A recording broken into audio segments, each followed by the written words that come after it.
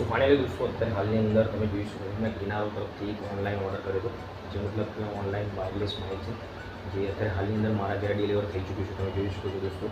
અને આ ઓનલાઈન કેટલા દિવસથી હું ઓર્ડર કરવાનું વિચારતો હતો, તો અત્યારે ફાઇનલી મેં મારા ઘરે અને ફાઇનલી ડિલિવર કરી ચૂક્યો. તમે જોઈ શકો છો. તો ગ્રેનારો તરફથી અત્યારે તમે હોય છે, બરાબર છે.